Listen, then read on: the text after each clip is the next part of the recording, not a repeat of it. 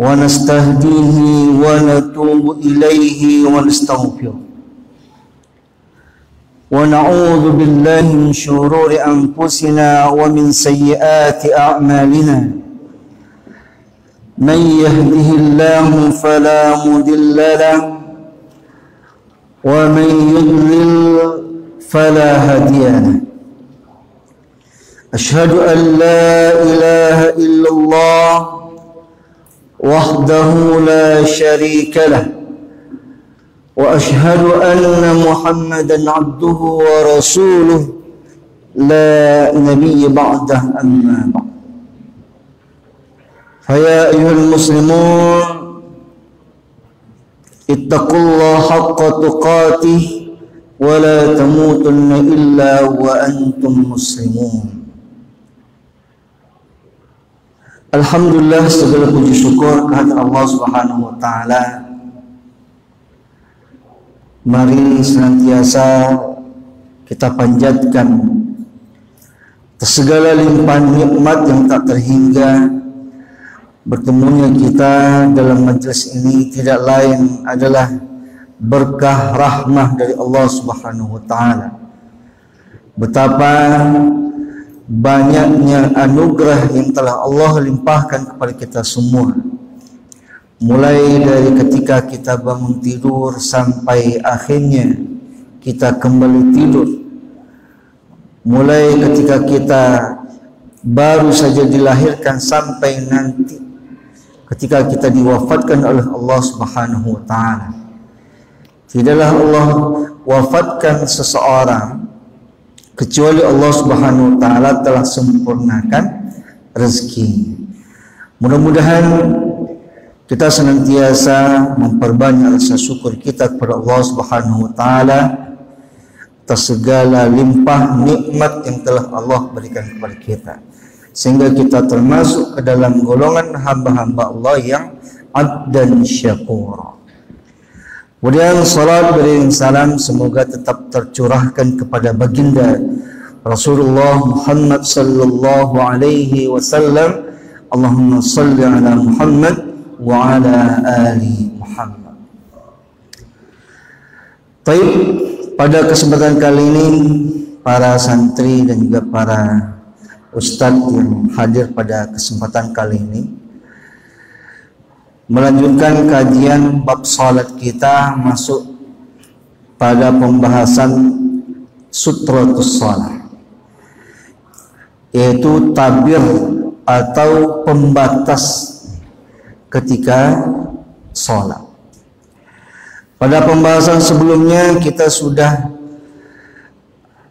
mengulas tentang min syuruti sihhatis shalah, di antara syarat-syarat sahnya sholat, mulai dari sutratul aurat, menutup aurat, kemudian menjaga wudu, kemudian juga bagian daripada ittijahul kiblah, menghadap kiblat. Ini bagian daripada min syuruti sihhatis shalah yang dijelaskan oleh Imam Ibnu Hajar Al-Asqalani dalam kitabnya Bulughul Maram. Baik, kita akan lanjutkan pembahasan tentang sutra, tabir atau pembatas ketika kita sholat,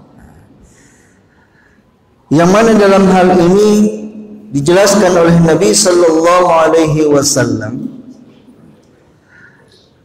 dari hadis yang diriwayatkan oleh Abu Jahal bin Al-Harith. Qala Rasulullah sallallahu alaihi wasallam, "Law ya'lamul marru baina yaday musalli madza 'alaihi min al-ismi, lakana an yaqifa 40 khairan lahu min an yamurra baina yadayhi." Muttafaqun alaih. Apa kata Rasulullah SAW? Kalaulah sekiranya orang yang lewat di hadapan orang yang sedang sholat ia mengetahui apa yang ada padanya kecuali ia mendapatkan dosa ketika melewati orang yang sholat. Maka niscaya ia berdiri selama 40. Kebaikan itu lebih baik daripada melewati orang yang sholat di hadapannya. Hadis riwayat muttafaqun alaih. Atau bahkan disebutkan dalam hadis ini ayyakifa arba'ina, maksud di sini adalah ayyakifa arba'ina sana, itu berdiri 40 tahun itu lebih baik daripadanya ketika ia melewati daripada orang yang sedang sholat. Artinya para santri yang dirahmati Allah Subhanahu wa taala, jelas di sini dari hadis Nabi sallallahu alaihi wasallam bahwa ketika kita melewati orang yang sedang sholat, maka itu adalah sebuah dosa. Bahkan kalaulah sekiranya seseorang itu dihukumi dengan berdiri selama 40 tahun lamanya, itu lebih baik daripadanya ketimbang ia melewati orang yang sholat. Artinya tidak dibolehkan bagi kita untuk melewati orang yang sedang sholat. Dan juga dijelaskan dari hadis Nabi sallallahu alaihi wasallam juga yang diriwayatkan oleh Aisyah radhiyallahu anha, qalat su'ila Nabi sallallahu alaihi wasallam fi ghazwati Tabuk an sutratil musalli faqala mithlu muakhiratir rahli, akhraj Muslim. Bahwasanya Nabi sallallahu alaihi wasallam pernah ditanya tentang sutrah bagi salat ketika perang Tabuk, bahwasanya beliau menjawab setinggi pelana unta. Artinya kalau kita bayangkan bagaimana pembatas sholat itu sama seperti halnya kita lihat ada tirai, ada sutrah ya, pembatas sholat, itulah kira-kira tingginya seperti itu. Kemudian dalam hadis yang lain juga apa kata Rasulullah, la yastatir ahadukum fi sholati walau bisahmin, hendaklah seorang dari kalian itu mengambil sutrah dalam sholatnya walaupun hanya dengan anak panah. Artinya ketika kita sholat ada garis pembatas yang perlu kita tancapkan di depan kita sholat, walaupun itu hanya berupa anak panah. Karena pentingnya pembatas salat atau sutrah salat itu menunjukkan bahwasanya itu adalah daerah teritorial kita dalam salat. Artinya ketika seorang melewati daerah antara kita salat dengan sutrah tersebut, maka seorang itu boleh kita cegat untuk tidak melewati daripada daerah tersebut. Kemudian hadis yang lain juga disebutkan yang diriwayatkan oleh Abu Dzar Al-Ghifari radhiyallahu anhu, qala Rasulullah sallallahu alaihi wasallam yaqta'u salat ar-rajul muslim idza lam yakun baina yadayhi mithlu mu'akhiratir rahlil mar'atu wal himaru wal kalbul aswad. Apa kata Rasulullah? Memutuskan salat seorang lelaki apabila tidak ada di hadapannya setinggi pelana unta, yaitu wanita, keledai, dan anjing hitam. Yang mana di dalamnya itu ada anjing hitam, itu adalah diibaratkan syaitan. Yang diibaratkan hewan yang diibaratkan perumpamaan daripada syaitan. Artinya bagaimana seorang itu boleh memutuskan salatnya atau memastikan salatnya itu tetap berlangsung ketika ada sutrah, ketika ada pembatas. Karena betapa pentingnya ketika pembatas salat itu menunjukkan bahwasanya daerah ataupun sutrah tersebut menandakan wilayah di mana seseorang tidak boleh melewatinya.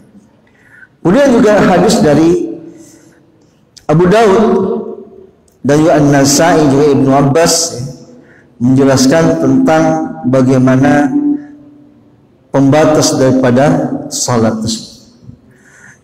Juga diriwayatkan oleh Imam Abu Sa'id Al-Khudri radhiyallahu anhu qala Rasulullah sallallahu alaihi wasallam idza shalla ahadukum ila shay'in yasturuhu minan nas fa arada ahadun an yajtaza baina yadayhi falyadfa'hu fa in aba falyuqatilhu fa innama huwa syaitan. Muttafaqun alaih.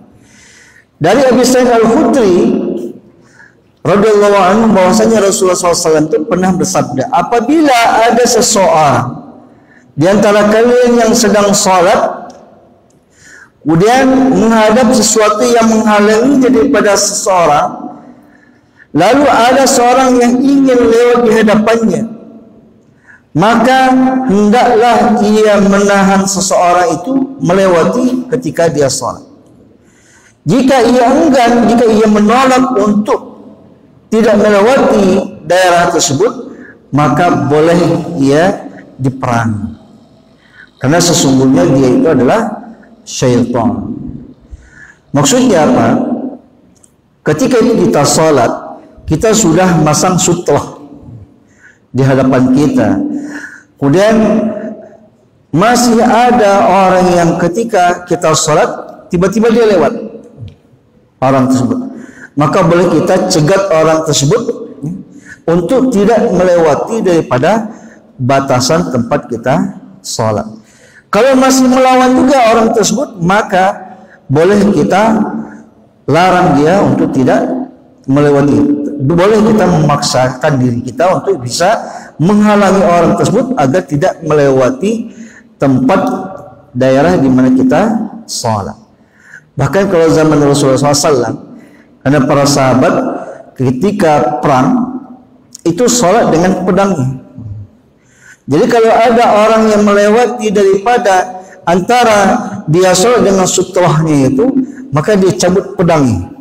Ya? Ada orang lewat stopnya pakai pedang. Nah, kalau masih melawan juga, boleh kita tebas. Ya? Apa kata Rasulullah? Kalau masih ada juga yang melawan seperti itu, berarti dia itu syaitan. Syaitan yang menyerupai manusia. Artinya betapa dalam hal ini tegas disebutkan oleh Rasulullah SAW bahwasanya tidak boleh bagi kita untuk melewati orang yang sedang sholat. Antara garis pembatasnya atau tempat pembatasnya, kemudian kita melewatinya. Di samping kita dapat dosa, kemudian juga hilangnya 40 kebaikan bagi kita. Sehingga dalam hal ini tentu ini bukan hal yang remeh ketika kita enak saja melewati orang sholat, di hadapan orang sholat. Kemudian juga dari hadis yang lain, idza shalla ahadukum falyaj'al tilqa'a wajhihi syai'an fa illam yajid falyansib 'asa fa illam yakun falyakhutta khattan thumma la yadurruhu man marra baina yadayhi. Akhrajahu Ahmad. Dari Abu Hurairah radhiyallahu anhu, sesungguhnya Rasulullah SAW pernah bersabda, apabila salah seorang di antara kalian, kata Rasulullah, sedang salat, hendaklah ia meletakkan sesuatu di hadapannya. Kalau tidak ada apapun, maka boleh ia menancapkan tongkatnya di hadapannya. Kalaupun tidak ada juga, maka cukup baginya untuk membuat garis pembatas. Kemudian tidak ada akan memudaratkan orang lain yang ketika melewati dari hadapannya. Artinya memang dengan sutrah tersebut, garis pembatas tersebut, ketika seorang sholat, maka garis pembatas minimal tadi dicontohkan oleh Rasulullah SAW, diisyaratkan dengan adanya tongkat yang ia tancapkan. Kalaupun tidak ada tongkat, kata Rasulullah, maka buatlah garis. Maka kalau seperti di masjid kita ini, sebetulnya sudah ada garis-garis soft. ada garis pembatas shaf itu, maka itu adalah garis sutrah yang mana seseorang itu tidak boleh melewati ketika kita sholat antara kita berdiri ke tempat kita sujud yang ada garis shafnya itu sendiri.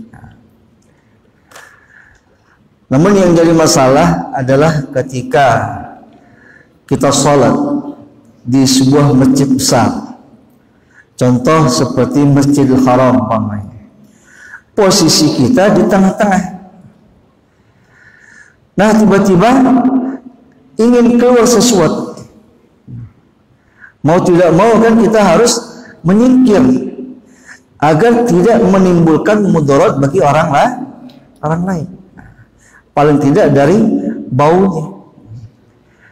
Jangan sampai ketika itu kita masih memaksakan diri, tiba-tiba keluar sesuatu, baik berupa angin, akhirnya menimbul sesuatu mudarat, membuat orang sebelah kita tidak nyaman. Ini angin dari mana ini? Mengeluarkan aroma yang tidak enak.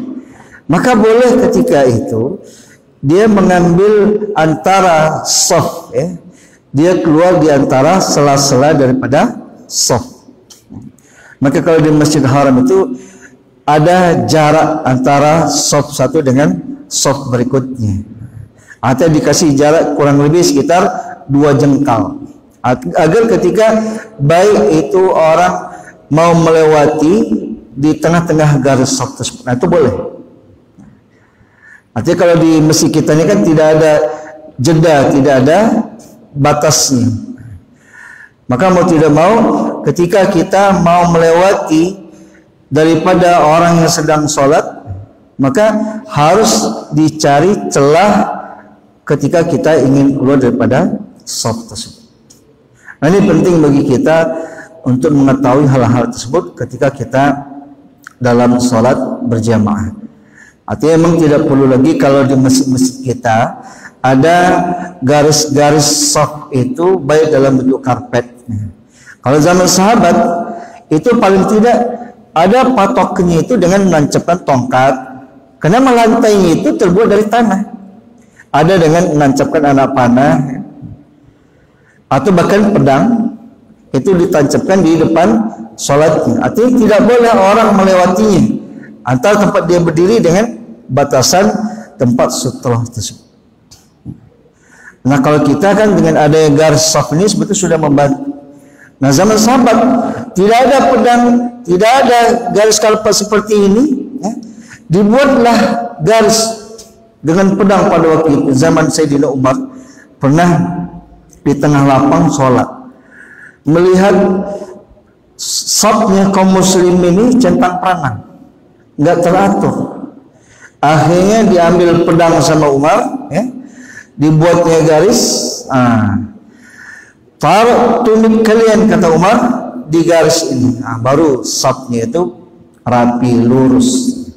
Artinya penting ketika kita shaf itu lurus dan rapi. Seperti halnya isyarat dari imam ketika sebelum memulai salat, apa kata imam? Sawwu sufufakum, lurus dan rapatkan shaf. Karena lurus dan rapatnya satu min tamamis shalah, bagian daripada kesempurnaan salat. Sehingga dengan adanya karpet, ya, di masjid-masjid kita ini paling tidak itu membantu kita untuk bisa lurus dan rapatnya shaf salat. Kemudian batas akhirnya itu adalah di ujung karpet itu. Itu wilayah di mana tidak boleh dilewati oleh orang lain. Nah, itulah yang namanya sutratus shalah, pembatas daripada salat. Kemudian juga dari Abi Sa'id Al-Khudri juga, qala Rasulullah SAW, la yaqta'u salata syai'un wadra'u mastata'tum. Rasulullah pernah bersabda, tidak ada sesuatu pun yang dapat memutuskan salat, dan tahanlah semampumu. Artinya memang tidak dibolehkan ketika seseorang melewati daripada tempat salat kita, harus kita lerai orang tersebut untuk melewati daripada saf ataupun tempat kita berdiri sholat. Para santri dan juga para ustaz yang dirahmati Allah Subhanahu wa taala, kemudian berikutnya kita akan bahas tentang anjuran khusyuk dalam salat. Betapa pentingnya khusyuk dalam salat. Dalam sebuah hadis Nabi SAW disebutkan an Abi Hurairah radhiyallahu anhu qala na Rasulullah SAW ayyusalli ar-rajulu mukhtasiran, muttafaqun alaih. Dari Abu Hurairah radhiyallahu anhu bahwasanya Rasulullah SAW pernah bersabda, melarang seseorang salat sambil bertolak pinggang. Ikhtisar artinya orang yang bertolak pinggang, artinya orang yang berkaca. Artinya orang meletakkan pinggangnya, tangannya di atas pinggangnya. Apa maksudnya di sini? Disebutkan oleh Imam Bukhari, anna dzalika fi'lul yahud fi salatihim. Artinya orang yang salat bukan meletakkan tangannya di dada tapi meletakkan pinggangnya di sini, itu adalah salah satu di antara perbuatan orang Yahudi ketika dalam salat.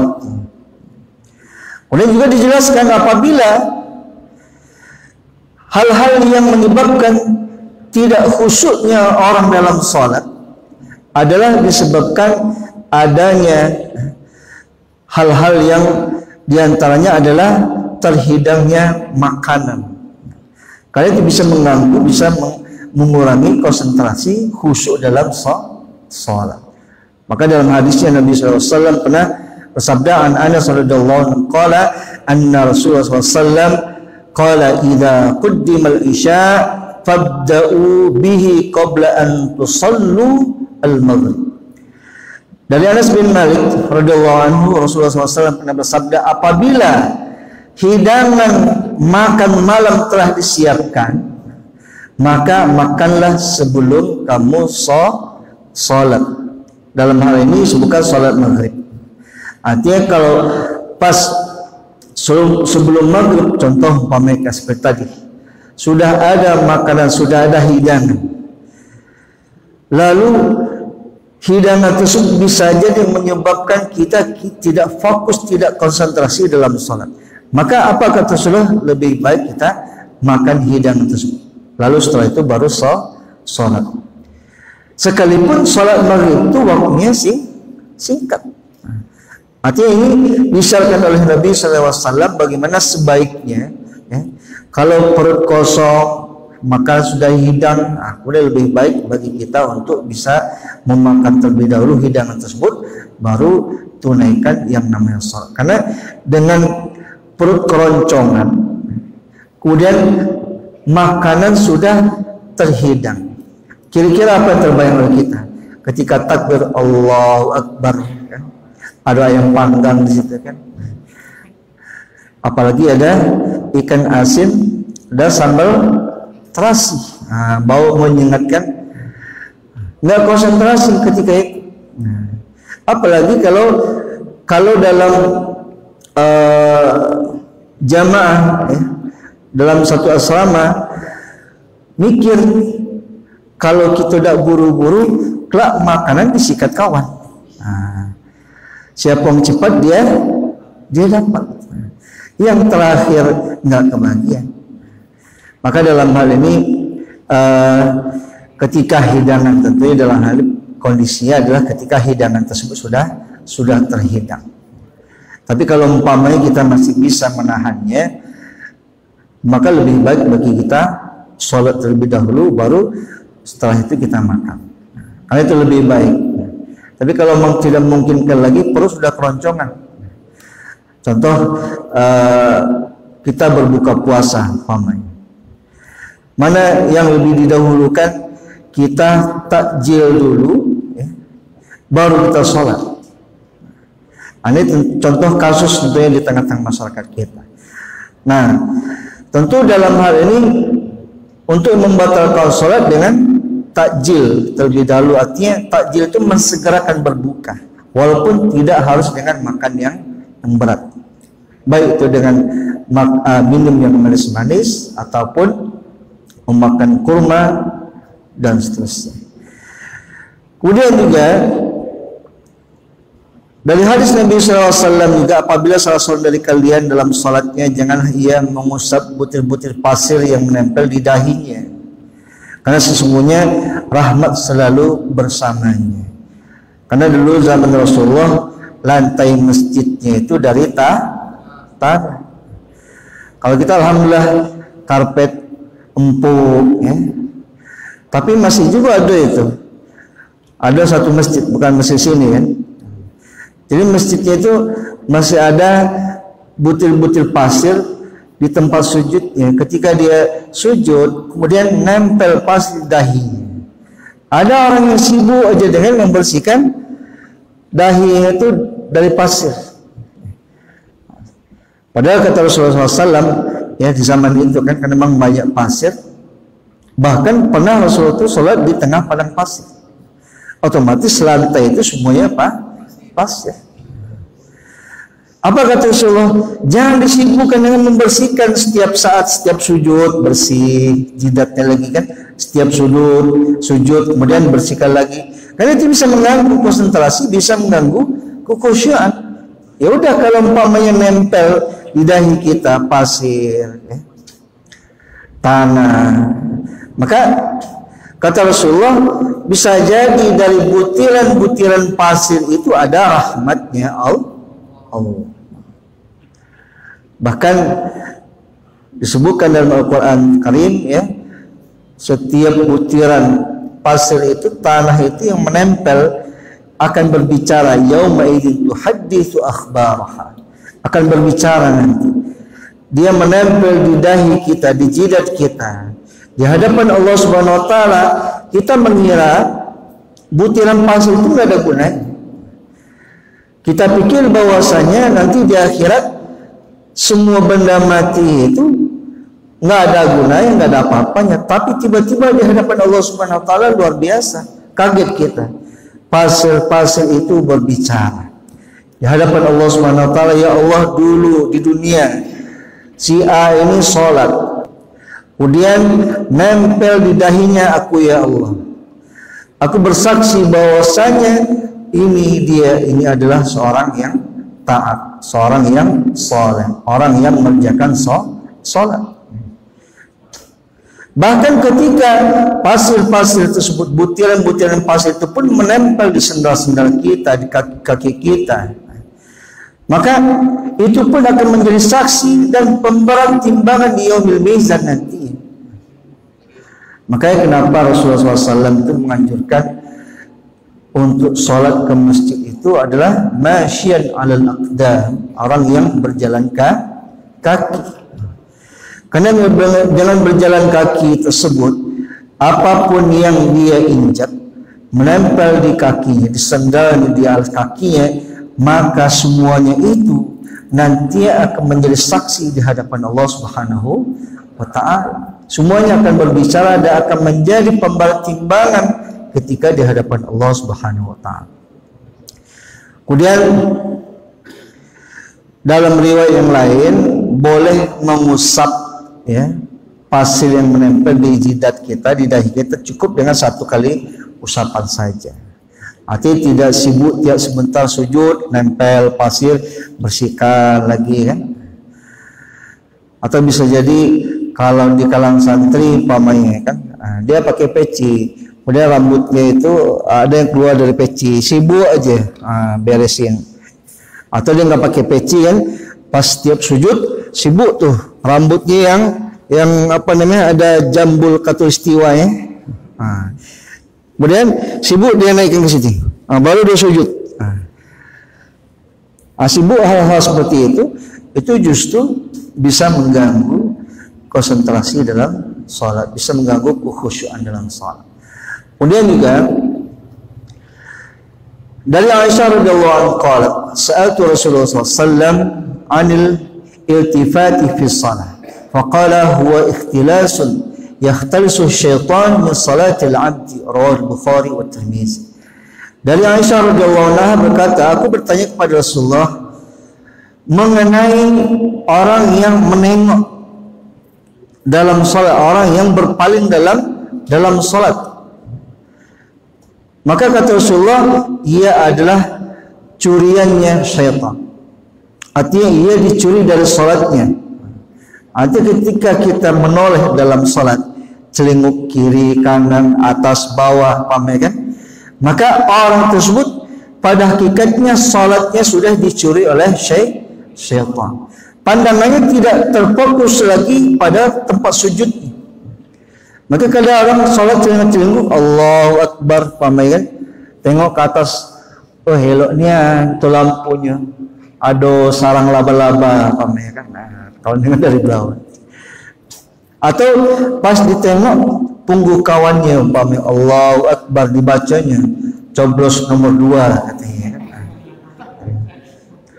Atau ada tulisan santri-santri sekarang bajunya ada tulisan Jepang. Apalah bacanya dak ya. Dalam sholatnya tengok kiri kanan, kok elok juga baju kawannya dalam hati, walaupun dia ngomong dalam hati. Maka kalau orang celingak-celinguk dalam sholatnya itu, pada hakikatnya sholatnya itu sudah dicuri oleh syaitan. Maka bagaimana sholat yang bisa mendorong seorang kepada kekhusyuan adalah fokus pandangannya itu ke tempat sujud. Karena saya pernah melihat orang yang di sholat, matanya itu menerawang kemana kemari, nengok kiri kanan. Walaupun kadang tetap posisinya mukanya ke bawah, tapi matanya itu muter-muter. Maka kata Rasulullah SAW, tidak boleh hal seperti itu, karena hakikatnya sholat seperti itu sudah dicuri oleh syaitan. Kemudian juga dari Anas, qala Rasulullah SAW, idza kana ahadukum fi shalah fa innahu yunaji rabbahu fala yabsuqanna baina yadayhi wala an yaminihi walakin an shimalihi tahta qadamihi. Bahwasanya Rasulullah pernah bersabda, apabila salah seorang dari kamu dalam salat sembunyi ia sedang bermunajat pada Rabbnya, maka janganlah ia meludah lagi salat. Ketika lagi salat kemudian dia meludah di hadapannya, itu tidak boleh. Tidak juga boleh sebelah kanannya, tapi boleh sebelah kirinya ataupun ke arah kedua kakinya. Karena memang kalau zaman Rasulullah itu kan tempat salatnya masih tanah, masih padang pasir. Jadi kalau ada sesuatu dari dahaknya itu dia batuk pemuda, kan? Maka tidak boleh baginya itu meludah ke arah depannya atau ke arah kanannya, tapi boleh dia meludah sebelah kirinya. Habis itu kalian langsung ditimbun, kan? Kalian dulu di pasir. Tapi kalau di masjid kita tentu tidak boleh. Samping juga itu bisa mengotori masjid. Artinya sedapat mungkin kita bisa menahannya untuk tidak membuangnya, itu lebih baik. Karena memang itu kata Rasulullah SAW, ya, tidak bolehnya seorang lagi sholat meludah atau membuang dahaknya, apalagi termasuk dalam seharian juga. Kenapa kita tidak boleh meludah sebelah kanan? Karena sebelah kanan itu dijaga oleh malaikat. Maka kalau meludah itu adabnya itu adalah sebelah kiri. Itu adabnya. Jadi kalau kita membuang sesuatu dari mulut kita, jangan nolehnya itu ke kanan. Karena di kanan sebelah kanan itu ada malaikat. Tapi boleh meludah sebelah kiri, karena sebelah kiri itu adalah syaitan. Atau anjurannya, adabnya itu kalau kita dalam keseharian baik membuang sesuatu, contoh kotoran dari hidung, kan, jangan sebelah kanan yang dihajar, ya, tapi sebelah kiri kita membuang. Ini penting dalam keseharian kita. Dalam sholat pun demikian halnya. Karena memang pernah kejadian, ya, karena memang sahabatnya nggak tahu. Lagi sholat, karena lagi batuk, apalagi dia kena Omikron, kan. Nah, jadi tiap sebentar batuk, ke depan muncratnya, kan. Jadi kalau memang sebisa mungkin dia bisa menahannya, Tidak membuangnya ke depan, karena pada hakikatnya kita salat adalah kita lagi menghadap bermunajat kepada Allah Subhanahu wa taala. Kemudian pernah juga Rasulullah SAW menyampaikan bahwa Aisyah itu pernah mempunyai sebuah tirai untuk menutup samping rumahnya. Maka Nabi SAW bersabda, jauhkan tirai itu darimu, karena sesungguhnya gambar-gambar yang ada padanya senantiasa mengganggu sholat.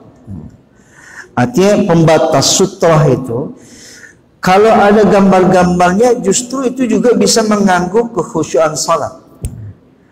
Alhamdulillah kalau tirai kita nggak ada gambar-gambarnya, tidak ada tulisan-tulisannya, atau di bagian depan masjid, kan, di bagian masjid kita tidak ada tulisan biasa di masjid itu matikan HP biasanya kan.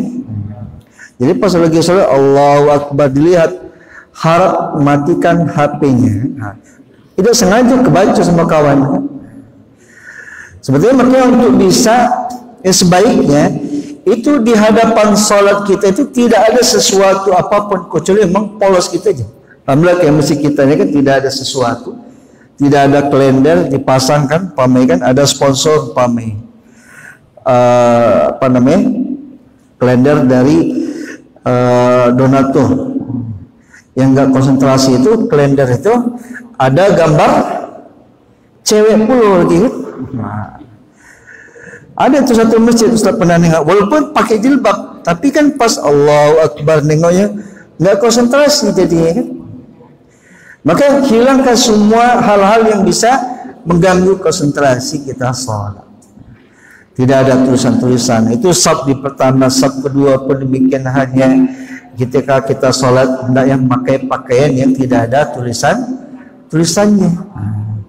Bagus polos putih, itu lebih baik. Sehingga dalam sholat kita tidak mengganggu konsentrasi orang lain. Termasuk juga umpamanya kita punya jaket, kemudian di belakangnya alumni angkatan ke-20 pesantren Quran Al-Fida. Wah, kita pengen menunjukkan, wah saya ini alumni pesantren nih kan. Pakai sholat Allahu Akbar, orang di belakang kebaca kan tulisannya itu. Wah, walaupun hanya sekedar tulisan, tetap itu bisa mengganggu konsentrasi orang lain walaupun kita tidak merasa. Maka sebenarnya hal-hal yang ada tulisan-tulisannya di baju kita itu, kalau ada baju dalamannya itu lebih baik kita copot jaketnya kan? Atau baju bola kan lagi sholat Allahu Akbar nomor 7 Cristiano Ronaldo, woi pasnya itu favorit saya kan, kebaca sama kawan kan, itu tidak baik. Sehingga dalam sholat tentu hal-hal yang bisa merusak, mengganggu konsentrasi kita dalam sholat, maka sebaiknya kita hindari. Baik, karena waktu Isya pun sudah menjelang, mudah-mudahan bermanfaat. Sekali lagi bahwasanya apa-apa yang tadi disampaikan oleh Rasulullah SAW terkait bagaimana kita bisa menjaga konsentrasi sholat dengan fokusnya pandangan kita ke tempat sholat itu lebih baik. Tidak menoleh ke kiri, ke kanan, atas, bawah, apalagi ke belakang. Ini tentu akan merusak kekhusyuan kita dalam sholat. Hadanallahu wa iyyakum ajmain, billahi taufiq wal hidayah. Wassalamualaikum warahmatullahi wabarakatuh.